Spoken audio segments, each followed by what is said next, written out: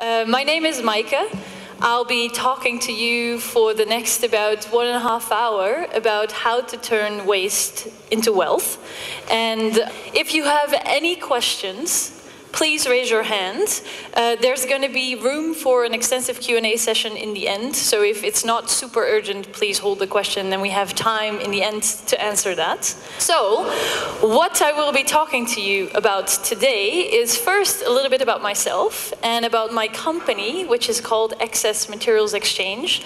And then I want to tell you why it is important to think about materials and the materials that we use in our society. And we look at some facts and figures, at some trends, and then we're going to look at why the approach that we're currently taking is difficult and how we could think about it differently.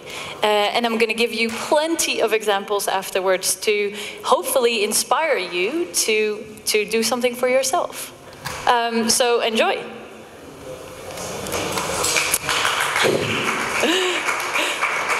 That's a very early applause when I haven't shared anything, but thank you for that. My name is Maaike. I actually am from the Netherlands, from Amsterdam. I think Salome gave a brief introduction about my background. I worked for the United Nations. I worked for a couple of companies. I worked for NGOs, and now I have my own company, which is called Excess Materials Exchange. And how we would like to describe ourselves is a dating site for materials. So I don't know if you guys have Tinder here. It's not like Tinder. It is like Match.com. So it's like a really facilitated dating site. And we help companies to buy and sell waste, or what we call excess material, on our marketplace. And we really use any type of excess material. So not only the trash that you have in your house and that you throw away, but also when you're producing, for example, clothes and you have leftover pieces, or when you have inventory from your store that didn't sell, that's also classified as excess material. So it's really broad. It could be organic, it could be inorganic, anything. And what we do is we match these materials, so the supply and demands, but more specifically the material with the highest value reuse opportunity. And what we mean with that is that when, for example, you probably drank coffee before you went to sit down here for about 2 hours. And then when you make coffee, you have coffee left over. And that coffee left over now you just throw away. But what you could also do with it is sell it and grow mushrooms on it. And that is a lot higher value than just throwing it away. So that is what we aim for, not only for coffee leftovers, but also for oranges and steel plates, etc. I'll come back to give you more examples later. We use blockchain. I know it's a very hyped up word. We actually use it to track and trace materials. I can answer questions about that later. We use AI, which is also a very hyped up term to use. And we use it to facilitate the matchmaking process, and we have a peer-reviewed marketplace. So what we do is we help companies increase the supply of secondary materials in their product. We help them make a business case out of it, and we help them achieve their sustainability goals. So that is what my company does. And the reason I got into this is because in my work that I did for all these previous jobs, I learned a lot about materials and the materials that we use in our society. And I saw that waste is actually wealth. But that's not the way we look at it right now. So I want to take you through this quote and then some facts and figures. So what I saw is that anyone who believes in indefinite growth in anything physical is either mad or an economist. So that is our baseline starting point. Indefinite growth in anything physical is not possible. So I'll show you some facts and figures to help you get along with why it's important to work with materials. So you can see worldwide resource extraction. In 1970, it was about 26.7 gigatons. 2015, about 85. and the expected scenario is around 175 gigatons. So it's not only increasing, it's actually accelerating. So the demand that we have for materials is getting more and more and more and more. And we get these materials from the ground. So demand is on the rise. And as you can see, also, the fact that you actually have simultaneous translation is possible because of technological developments. So centuries ago, we didn't use that many different types of materials. But these days, with our phones, with our computers, with the headsets that you're wearing, there's a lot of materials that we use for that. So the amount of materials, specific materials, is also on the rise. But then, if we look at what is available out there, we see that physical scarcity, which means that resources are actually not available to extract from the earth anymore, is on the rise. So the number one, antimony, random name, but we really use it in all our batteries, so it's everywhere. If you look at the expected scarcity, it's about 12 years.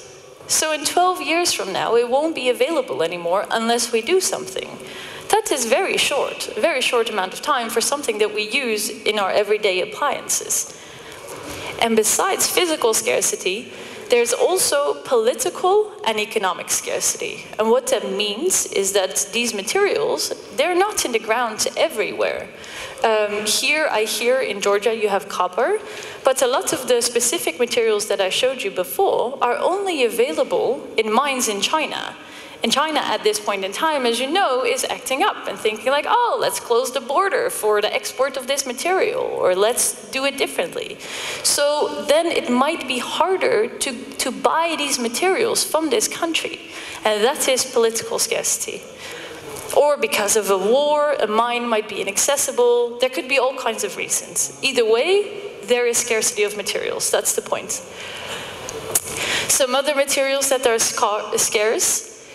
Lithium, indium phosphorus. I don't know if you've ever heard of these materials, but phosphorus, the biggest mine of that in the world is in Morocco, and it's running empty, and it's becoming really scarce.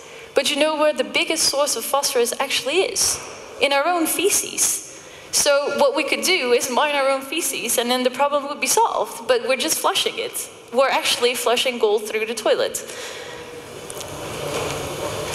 Then there's environmental consequences.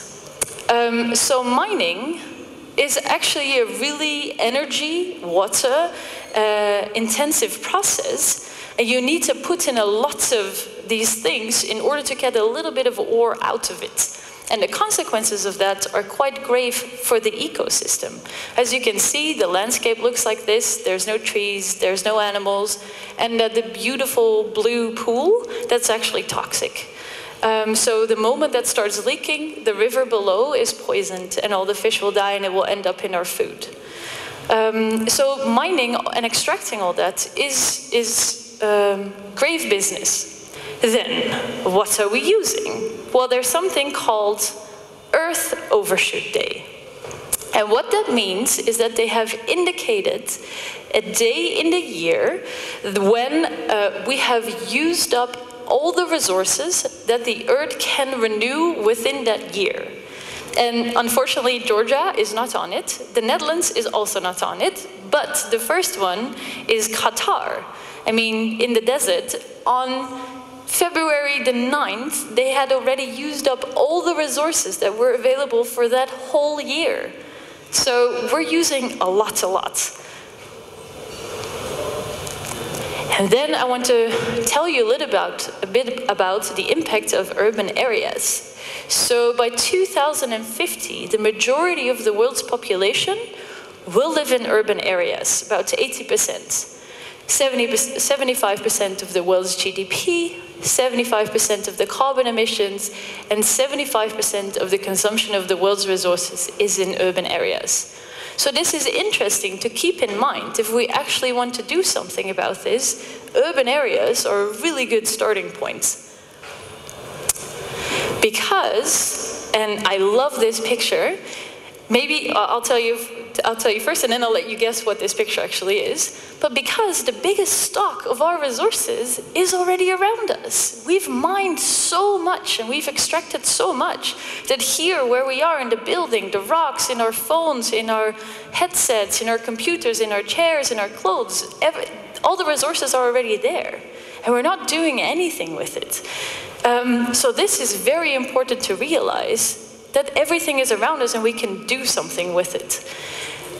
What would you guess this actually is a representation of? Anybody has any guesses? Just wild guesses are fine. Yeah, sorry. It's a room. It's what? A room. It's actually all the materials that go into a Volkswagen Beetle car, but then composed differently. It's a very interesting way to look at how much we actually use. It's a Dutch artist collective that is traveling the world right now to actually ask for attention for these resources. So, to conclude, the biggest stock of materials is around us. Handling materials is about 67% of the carbon emissions worldwide. So if we start handling them better, we have a huge impact. And then if we look at recycling. So the recycling rate at the moment is very, very, very low. Rare earth elements, or REEs, they are the elements that I showed you before, like indium, antimony, stuff like that. And we use it in all our high-tech equipment, and we recycle less than 1%. It's a shame because they're very scarce. And the rest we just throw away. So pictures like these cause people a lot of sadness, me as well. I actually read a study this morning that scientists have discovered 9 different types of plastic in our poop. We are eating all this plastic as well. It's causing us harm and to be sick. Besides that, the animals are sick and tangled up in nets and just die like that. So just throwing it away is doing a lot of damage. And lastly, another very sad fact, the worldwide waste mountain is expected to grow with 70% in the coming years. So we're creating a lot more waste. Okay, so I hope you're not too sad and disappointed right now. We're going to continue with something more upbeat. What can we do with it? So first, let us look at some trends to get you up to speed with the thinking. I have a question. If a water lily doubles in size every day, and it takes 30 days to completely cover the pond, on what day will the pond be half covered? Raise your hand if you have any idea. Yes. Exactly. So you're really good at exponential thinking. So it doubles and doubles and doubles. And then on the day before the 30th day, so the 29th day is half covered. And then it will double in size again and cover the whole pond.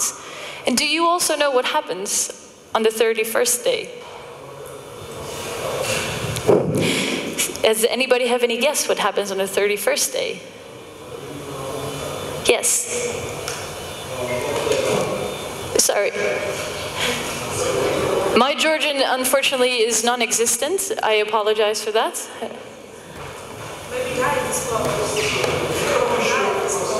They die? Yes, you're right.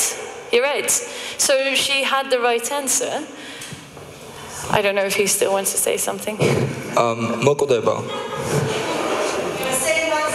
The same. Cool. Thanks for the translation. You're right.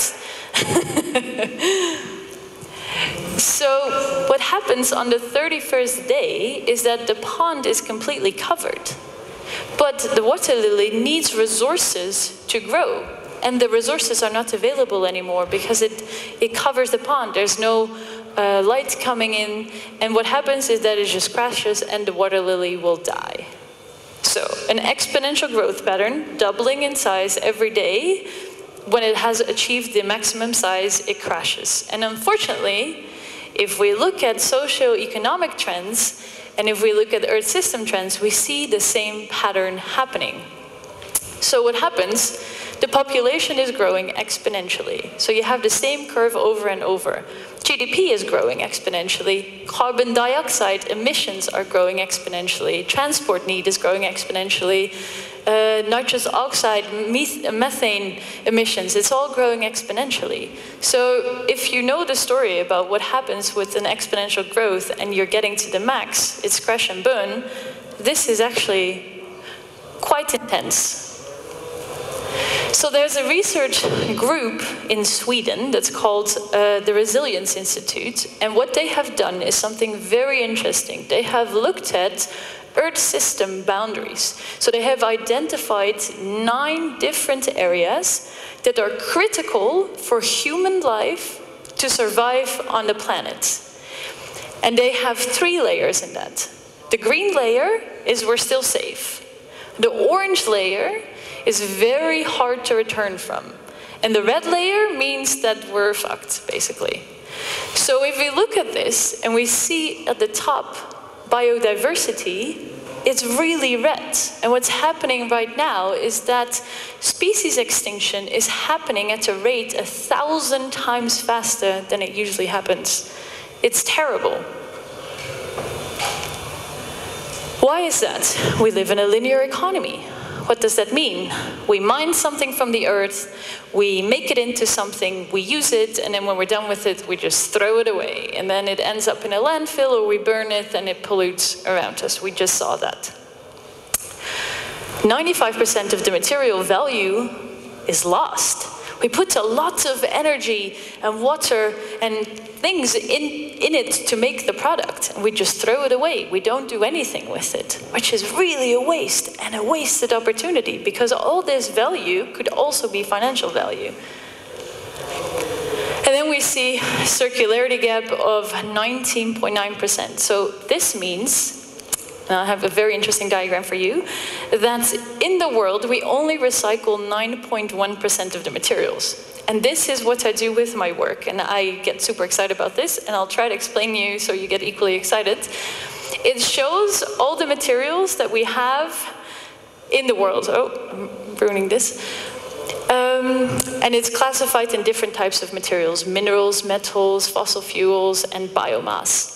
And it goes through. So what we do with it, we take, we process, we produce, and all these flows go like this. And in the end, which is the most important thing, we see that only 8.4 gigatons are recycled. The rest is wasted. What do we do with it? Nothing. Such a shame.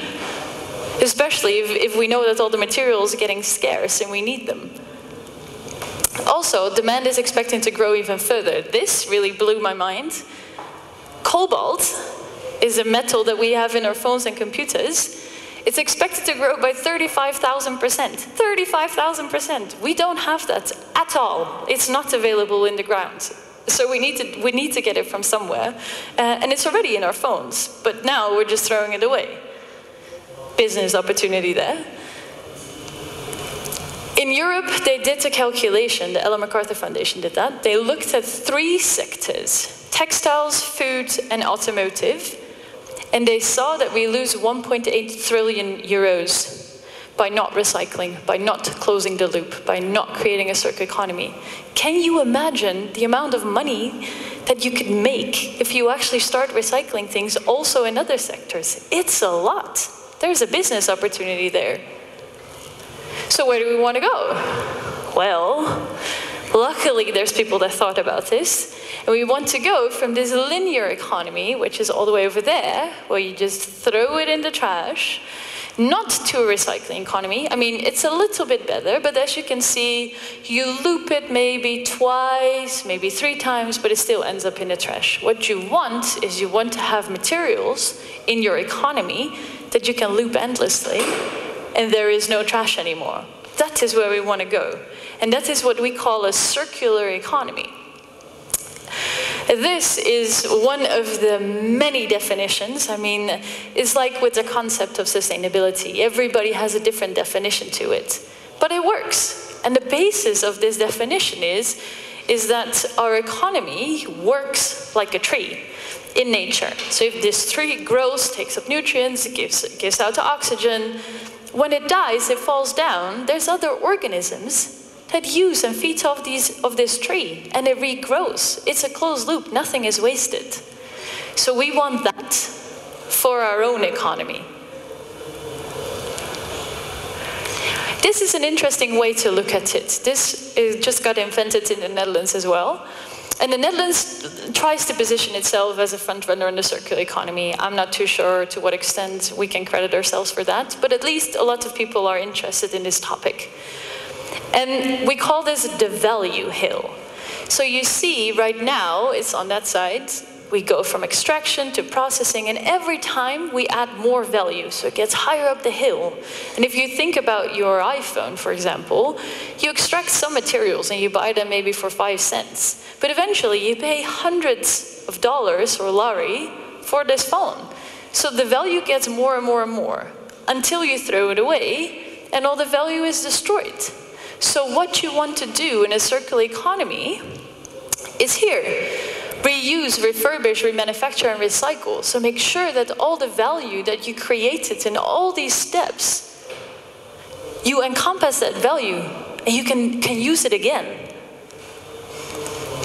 And maybe you have seen this before, I don't know.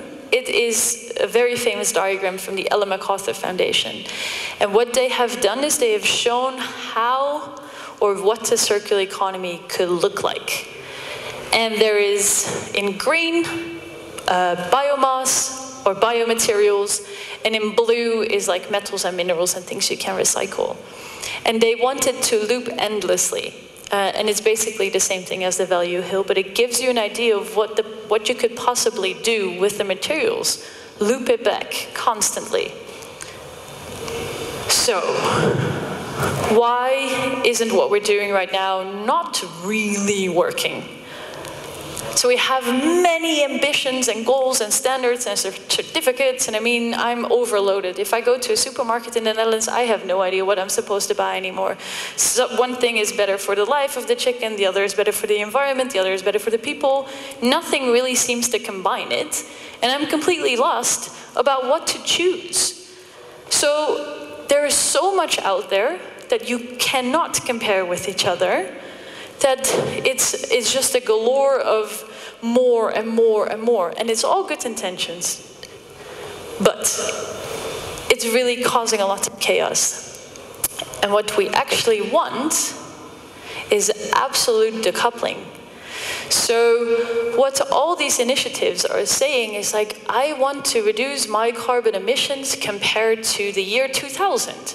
And the next one says, I want to reduce it compared to the year 1990. And then what are we doing? We're only relatively producing less carbon emissions, but what we really want is what it shows in the gap. So what it shows in the gap is that we want to absolutely decrease the amount of carbon emissions or material use instead of relatively decreasing it. And that is what none of these initiatives are paying attention to. And why is that? Well, I think one of the big reasons is a lack of systems thinking.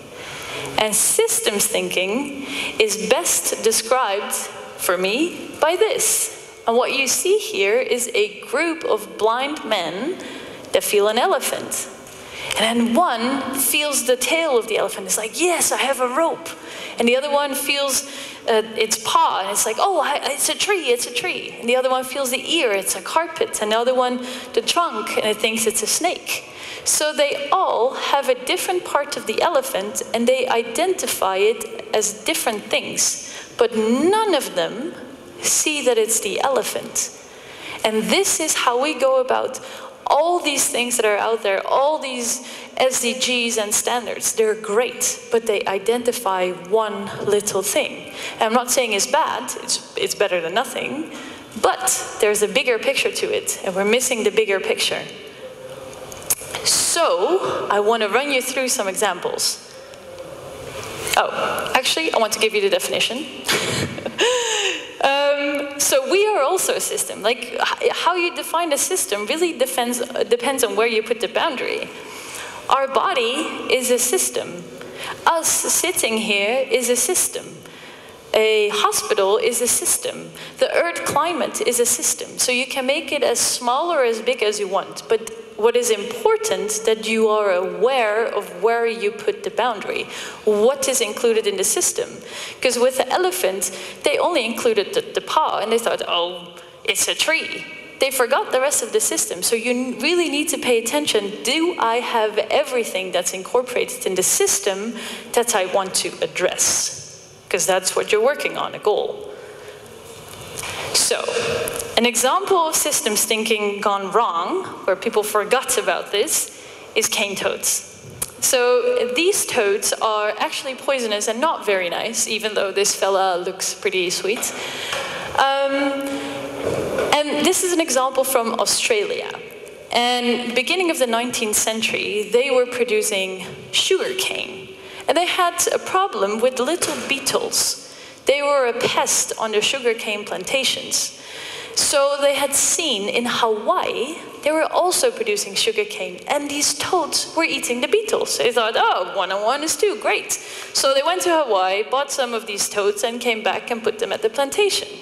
But what they had forgotten about is that these toads in Australia had no natural enemies. So they could just reproduce and reproduce and reproduce, and they had endless supply of beetles, so nothing was eating them.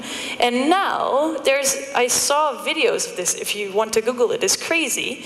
They have cages of 1 by 1 meters, and in a couple hours, the whole cage is filled with these toads. They're a complete plague, and no one knows how to get rid of it. So that is an example of where someone forgot to think in a system. Another example of system thinking is actually the doorbell. Very easy example. How we designed a doorbell right now is actually really weird, because the doorbell is constantly on tension unless you press it. But I mean, how often do you press a doorbell? Almost, like maybe once a day? Very, very limited amount of time. I think in the Netherlands, someone did a back-of-the-envelope calculation. There's about 1 power plant powering doorbells. It's such a waste of energy. We could design them differently, and then we actually use it efficiently, and we don't waste all the power. So that's also a way to look into a system. And then lastly, I love this example.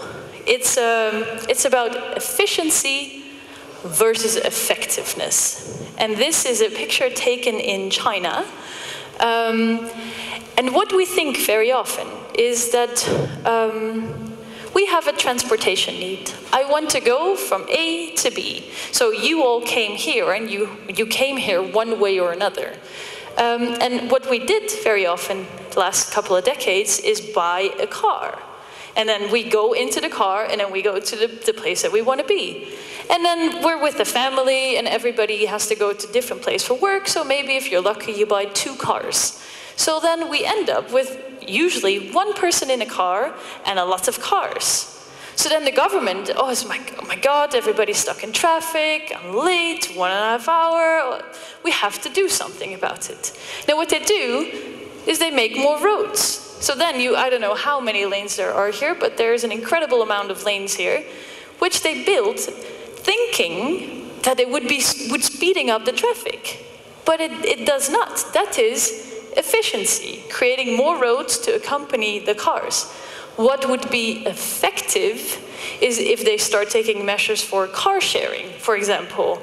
If they would start carpooling, if they would create public transportation systems where people would go in, then they would actually solve the problem, because people will remain having this need to go from place A to place B. Just building more roads is not going to solve it. So what I want to tell you, if I assume you've all seen a Rubik's Cube, is that if you just follow the yellow block on the top, and you try to optimize for the yellow, you're never going to solve the Rubik's Cube. You need to take into account all the different colors in order to create a whole Rubik's Cube. And that is how we go about this circular economy as well. We don't only follow the yellow, we look at all the colors. So I'm going to go into the examples. And there's a couple of building blocks that the Ellen MacArthur Foundation has identified. The design of products, the business models behind it, reverse cycles, which is take-back loops, and system conditions. So I'm going to walk you through lots of examples, hopefully to inspire you and have you ask questions or see things for yourself. Oh yeah, I looked at Tbilisi. So Sen provided me with the information, thankfully, is that here in Georgia, you produce 900,000 tons of municipal waste every year, which is quite a bit. And then the largest fractions of this waste that you produce here is paper and cardboard, plastic, and organic waste.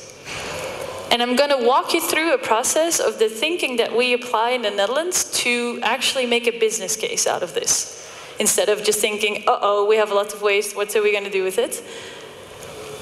And for that, we use a resources passport. And that is a system that is used to give materials an identity. Because right now, if you want to build something, for example, an IKEA shelf, you just see like there's 4 planks and there's a couple screws and you need to put it together like this. That's all the information you get. That's usually all the information we have about our materials, which is crazy. We have no idea what's exactly in this laptop. I would think there was, but there really isn't. There's no one that has an exact overview of the percentages of materials. No one knows where they're from. The mine is not indicated at all. If we want to do anything, that would be a first step. A resources passport helps give these materials an identity, so you actually know what's in your product. And when you know what's in your product, you can also know what to do with it, because then you know the value of it. And since our economy still revolves around money, it gives you a financial indicator and it's easy to make a business case.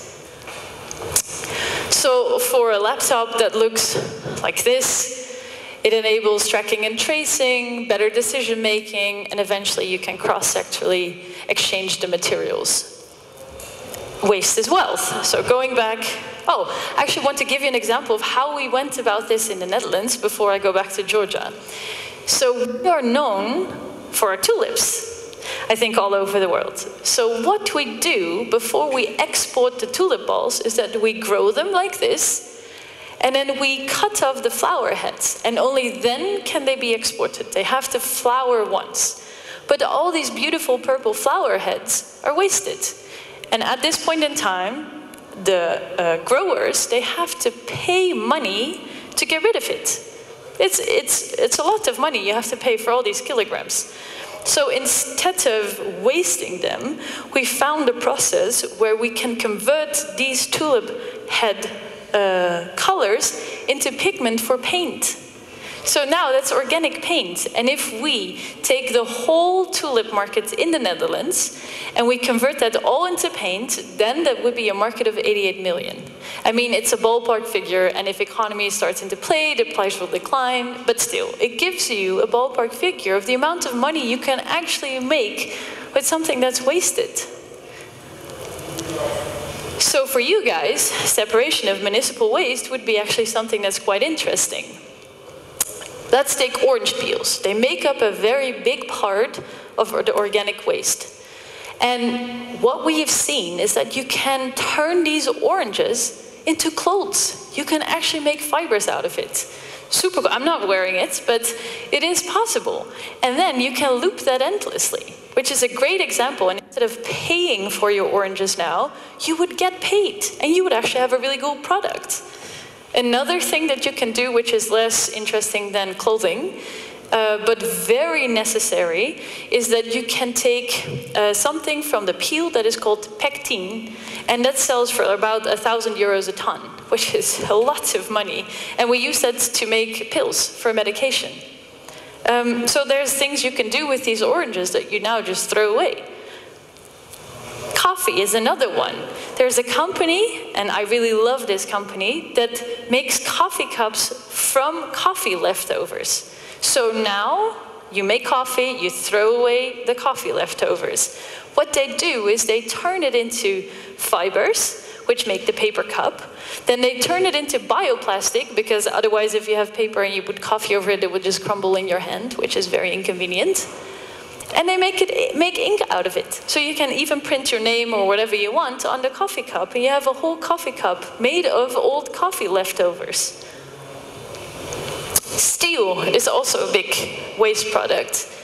And to produce steel, lots and lots of energy has to go in that. It's really incredible. And then companies say, but we're recycling that. And they're re-melting it and they're reusing it. But eventually, all this embedded energy is lost. So walking here through the city, I see a lot of building activities going on and a lot of new buildings. So in the US, what they're doing is they're taking back the plates from old washing machines or from production processes from cars, and they're using it facades of buildings. Super cool. And you can do that on a large scale. And then plastic bottles. A really cool example is a company that takes plastic bottles and they turn them into clothes. Fleece clothing, but any type of clothing that you want. Sports clothing, baby clothing, super cool. They're doing it on a large scale in China because China has a big problem with their plastic. But this technology exists. You could apply it anywhere. And cardboard boxes was one of your other major fractions of waste. And that, actually, in the back, is a present for you when you leave with recycled cardboard. You can turn it into new cardboards, but what is a trend right now is that they actually make office furniture, like the whole office, from recycled cardboard. You can go as crazy as you want with all these things, but it's just examples. Okay, I have lots of other examples, but I do like a sip of water, and maybe you already have questions. Do you think what kind of situation is in Georgia about the waste technology, and how can we solve these solutions? Yeah, that's a great question. I mean, if I had a silver bullet answer, I would happily give it to you. I don't. But what I try to show you is that these technologies exist. And they're usually not even that hard. Like the company with the coffee leftovers is run by students in the Netherlands. So students came up with that. Also, my brother is collecting it at home. Yeah, you can grow mushrooms on it, and you can sell these mushrooms. So there's a lot of things. I mean, it sounds quite hard. It's not that hard at all. And why I'm giving you all these different examples is because maybe coffee leftovers is nothing for you, but you really like steel, or there's many opportunities out there. And things are being done, yeah. Shall I give you some more examples with business models as well, just to help you, inspire you a bit more about what's going on? I included this is great. So this is the guy who makes textiles from orange peel fibers. It's actually a very famous Italian designer, Salvatore Ferragamo. I don't know if you've ever heard of it. I don't know if you have it here. But these pieces of clothes, they were just, I mean, someone made orange juice and then they made this beautiful fabric out of it. And that starts with design. So what the good thing with this design also is that you can loop this endlessly. It remains valuable after it's produced. It's not like, oh, there's toxics in it and we have to throw it away, or maybe I'll get sick from it. No. Fruit leather. What they did is they collected fruits that are not good anymore. Lots of mangoes and pineapples. I don't know how you guys are on your mangoes and pineapples, but maybe you can also do it with other fruits. They reduce it to pulp, they smear it out, they dry it, and then you actually have this leather, fruit leather. They're now creating shoes from it, bags from it. Super cool. I'm not wearing anything of them, but it's a very simple process. It's also started by students. It's a very successful company right now. Fairphone. I really love this idea. So what they did is now what we do with our phones. We have the phone for a couple months, maybe a year. Then we're like, nah, the new phone's on the market is like faster, has a better camera. I just want to throw it away and I'll buy a new one. And then all these metals that I told you about before, you waste them because no one is recovering them. So one, that's a huge shame. But two, the phone is still working. So what this company did is two things. One, they made sure that these metals were recovered and not sourced from conflict areas. And two, they created a modular phone. So they split up the phone in all the different components. And if you want it to be faster, you can just get a different processor and upload that. If you want a new camera, you just buy a new camera part. If your battery goes low after 2 hours, you just buy a new battery. So you can keep using the same phone, and you send the part that you have replaced, you just send it back to them and they take care of it. Super cool idea.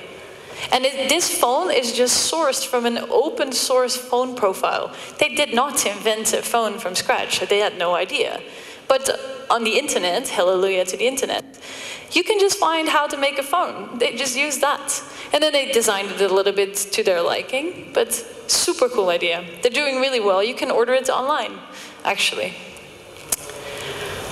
Bundles. This is to give you an idea how people start to think differently about business models. So what we usually do is we buy a product. Like, I want to wash my clothes, so I buy a washing machine. I want to refrigerate my product, so I buy a refrigerator. And this company is not selling the washing machine, but it sells washes. So they lease you this machine, and then you can wash about 10,000 washes in this, and then after that, you get a new machine. So what they do is they make sure that they're optimizing for the product. And the materials are not lost after that. So for them, it's a very, very good business model, and is way better for the environment. And they also actually do this with light, because what you want is the service of having light. I don't care about having a lamp. I don't care about the lamp in general. So if someone offers me light and they give me the best option for that, I happily take it.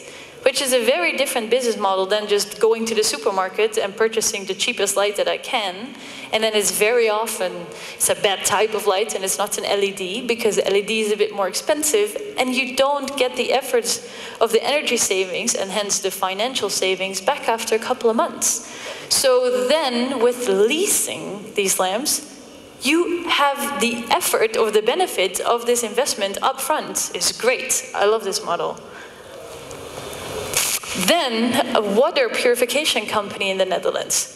So their job is to purify water. I mean, you also here have purified water. It's great, you can drink it from the tap. But before you can drink it from the tap, they have to go through some filters because the water looked a bit brownish. And they were actually really good, something that's called humus in the Netherlands. I'm not too sure what it is, but it's like organic products that's in the water. But it gave the water a brownish look, and no one wants to drink brown water. So they filtered it out. And now they actually dried that, and they made it into little round balls, and they sell that for like 10 times the amount that they sell the water for. So now for them, purifying water is a side business, and selling these little balls with a very organic and nutritious compound is their main source of income, which is great. Ooh. This is a carpet producer, a worldwide carpet producer. And carpets use a lot of oil. I had no idea before I started with this, but it's basically just oil that you're walking on. And carpets are everywhere. So this company was thinking, what can we do about that? How could we possibly make that better? Then they saw that there's a lot of fishing nets in the oceans. So they went mainly to Asia, talked with the fishermen. They get all the fishing nets out of the ocean, and they make these fishing nets into carpets. And you can loop these carpets endlessly. They just build their own production machine. It's a loop. It's great. So the oceans are getting cleaned, and we have a carpet that is actually helping the environment and not using new oil. Then this chair. This is a cool chair. The brand's called Herman Miller, and they are cradle to cradle certified. Has anybody here heard of that? No. So what that means, it's a specific certificate that you get, but they look into the exact quality of the materials and they make sure that there's no toxics in the material, that you can always recycle it, and that it's really good for you. And what they did is create a modular chair, like the modular phone. So if the handle breaks, you can just replace the handle. If it's getting old or the hydraulic system doesn't work anymore, you can just replace that.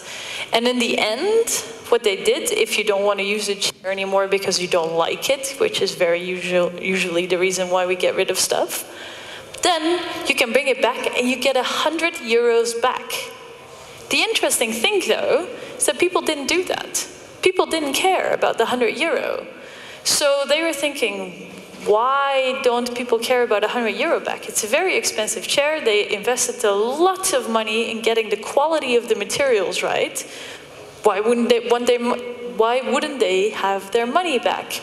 And we saw that it's very often the organization that purchases the chair. But the organization doesn't care about waste. So there's no incentive in the organization to make sure that they get the money back. So then they started thinking, okay, maybe we should come up with different contracts to make sure that we get our chair and all the products back. So they came up with leasing contracts, like the washing machine. And this is a place in Amsterdam, which I really love. And what they did, and they really took the whole system into account. So this plot of land, it's taken from above, as you can see, is actually polluted. Shell was there before, Shell, the oil company, and no one could actually build anything there. It would cost millions to clean the ground, so it was just left. But this is actually quite in the center of the city. So what were they going to do with it? So there was this organization which said, okay, we're gonna change this. We're gonna actually make it better. So they created a plan where they put plants everywhere, as you can see, and these plants purify the ground. So in 10 years, the ground should be cleaned, which is what the plants do. They took old houseboats. I mean, Netherlands is famous for their houseboats. There's old houseboats. They took old houseboats and they put them on the land. Then they connected them with solar panels all to each other, so they have a microgrid. They recover the phosphorus from the feces, so nothing goes to waste. They grow their own plants and vegetables there, and they make it into an educational center to inspire other people, to show them you actually can create a sustainable environment with not that much money and in a very polluted area, where people tell you, no, you can't do this, but they actually did that. So I'm very proud of them. And they took into account the whole system of people around it. So there's lots of stakeholders involved, there's lots of contracts involved. I can tell you a lot more about that, but they did a really good job. So this is my question to you.